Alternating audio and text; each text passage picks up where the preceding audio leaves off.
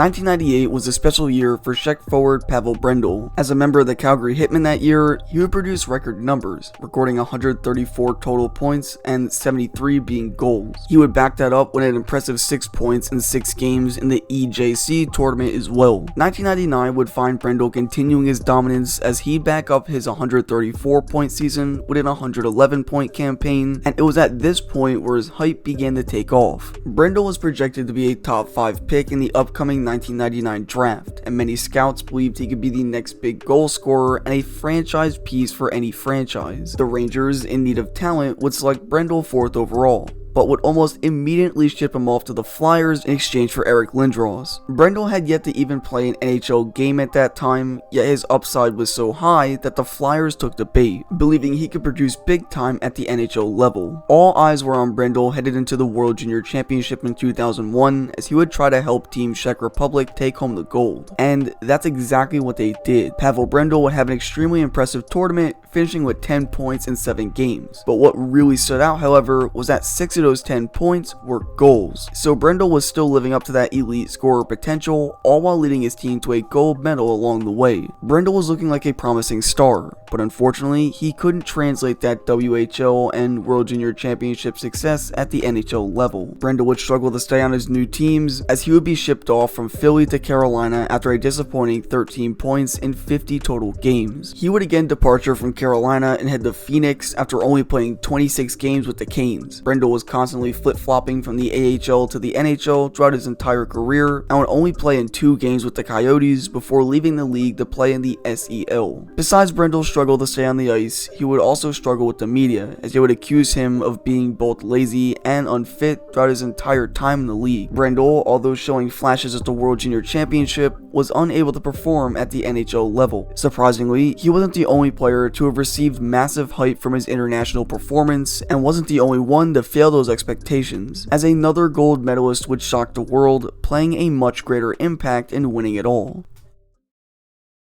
Leaving it for Upshaw, can't clear it out, chance down low, they tap it in and score! Igor Gregorenko ties the game at 2.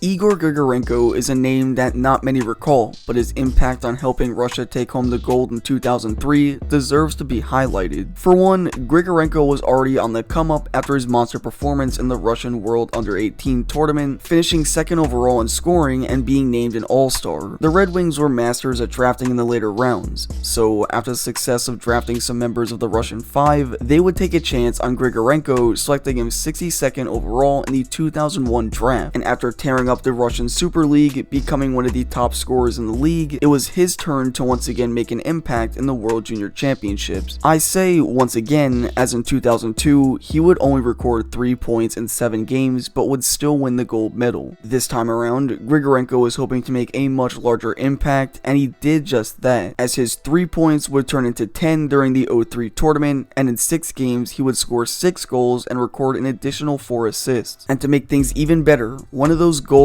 turned out to be the game tire against Team Canada in the gold medal game. Russia would win their 2nd consecutive gold medal, and Igor Gregorenko would be named championship game MVP, making the anticipation for his NHL debut skyrocket. But things would suddenly take a turn in the wrong direction. On May 16th, 2003, Grigorenko would get in a serious car accident in which his agent later revealed that he had a, quote, 10% chance at staying alive. Because of this, many believed his chances at playing at a high level were slim, but he would still sign a 1-year deal with the Red Wings. Grigorenko would attend training camp, but failed to make the final roster, forcing him to play in the AHL. And after his 1-year deal was up, he'd move on to the KHL, only lasting 1 year in the NHL in the minors. Grigorenko's injury he sustained in the crash may have led to his downfall. He was a future stud in the making, but failed at the NHL level.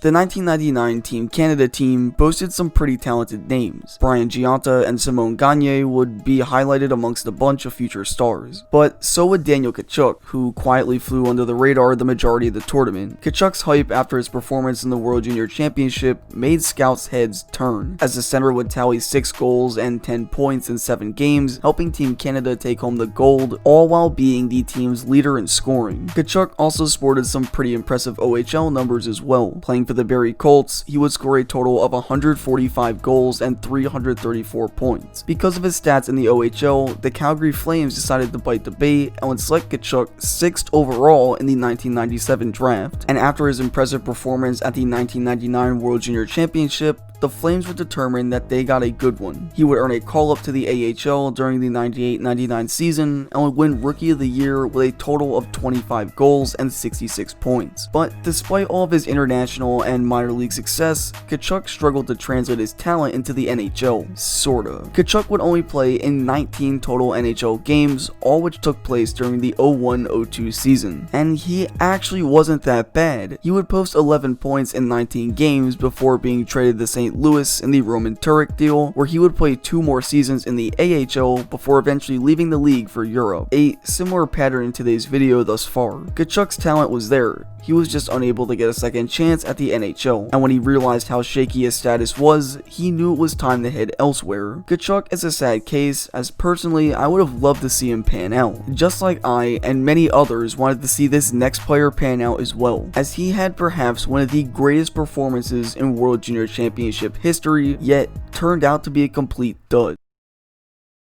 Okay, so imagine being so hyped up and so valued that you made an entire organization trade a future star goaltender in hopes of you becoming the face of the franchise. This is exactly what happened to goaltender Justin Pogge after his monster and perhaps most memorable performance in the 2005 World Junior Championship. When Team Canada fans look back on past tournament greats, Justin Pogge is almost always mentioned, as he carried a, what some people argue, weak Canada team on his back to take home the gold. Now, that team did feature the likes of Jonathan Toews and Chris Letang, but Justin Pogge had to face a boatload of shots game after game, and he delivered. Pogge dominated in the tournament, posting an insane 1 goals against average and recording 3 shutouts en route to helping Team Canada take home the gold medal. At the time, Pogge was a Maple Leafs prospect, and after his massive success at the World Juniors, Toronto was convinced he was their next franchise goaltender. So much so that they would trade away another one of their elite goaltending prospects in order to pave the way for Pogge. That prospect was Tuukka Rask, and he would be shipped off to Boston, making it even more obvious that Pogge was their guy moving forward. There's only one problem. Pogge would struggle immensely once arriving in the NHL, and they also acquired Andrew Raycroft, who was reigning Rookie of the Year from that Rask trade. As a result of this, Raycroft would become the starter in Toronto, and for the next 3 seasons, Pogge would play in the AHL. He'd finally get a shot at the NHL in the 08-09 season, but it was short-lived, as he would go 1-4-1 in 7 games, recording a .436 goals against average and a .844 save percentage. And that was all we'd hear from Pogge, as he would be traded numerous times in minor deals to teams such as the Ducks and Hurricanes, and in 2011, Pogge would sign a 1-year deal with the Coyotes, but would play a year in their affiliate team and would head off to, you guessed it, Europe. Also, to further add on to the story, Raycroft would also become a dud, so in the end, Boston won twice with the demise of both goaltenders. Pogge's hype coming out of the tournament was so massive that it forced an entire team to trade away a future star in order to make room for him, but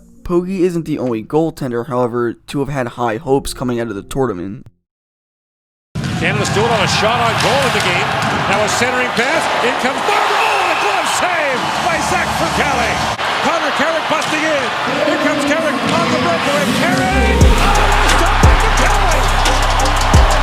At this point, Canada had yet to win a gold medal in the last 5 tournaments, and after failing to help Canada take it all in 2014, Zack Fucale was determined to help win his country the gold at all costs. When he played in 2014, his stats were alright. He would finish the tournament with a 3-2 record, posting an average 2.42 goals against average and a .902 save percentage. But in 2015, with a year of experience under his belt, Zack Fucale popped off. This time, he would go undefeated, finishing with a much better 120 goals against average and a .939 save percentage. Fucale's impressive play was good enough to put Canada over the top, winning the gold medal, becoming dominant once again. Montreal fans were super excited about Fucale, as they assumed he would become a solid backup to Carey Price in the coming years. But unfortunately for Fucale, he never got his chance to play in the NHL, and in fact, still has yet to do so. After his success in the QMJHL and the World Junior Championship, Fucale would play with the Habs affiliate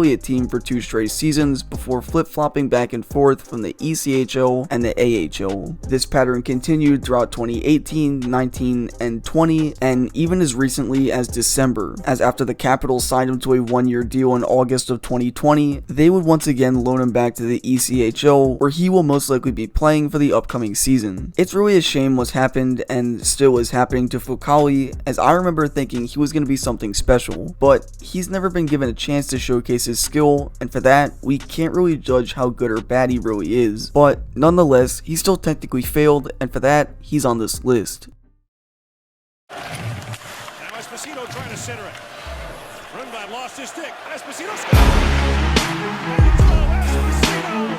This moment will forever live in infamy, as Angelo Esposito would score the goal that would make Canada gold medalists. But what a lot of people tend to forget is that he's more of a star due to his impactful play rather than his production, as Esposito would only tally 4 points in 6 tournament games during that 2009 run. His reputation in the QMJHL, however, was much better, as he would post a 98-point season in 2005 and then a 78-point season in 2006. He was doing so well that he was being compared to Guy Lafleur by some scouts headed into the 2007 draft. Esposito would be taken 20th overall by Pittsburgh after being projected at one point to be the #1 overall pick, and this was due to his stats slowly decreasing in the QMJHL. The Pens probably should have taken that as a sign. They probably also should have known that before Esposito played hero in the 2009 World Junior Championship, that he failed to make the team 3 years in a row. Needless to say, Esposito failed to meet those expectations he had with the Ramparts, as he would be traded to the Thrashers as a part of the Marian Hossa deal and would bounce around numerous AHL teams before eventually deciding to play overseas. What makes things crazy is that Esposito actually struggled to produce at an AHL level, as in 128 games with 3 different teams, Esposito would only produce 38 points, scoring just 10 goals. If Esposito couldn't be a contributor at the AHL level, there was almost no hope for him at the NHL level, making him perhaps the biggest bust in today's video.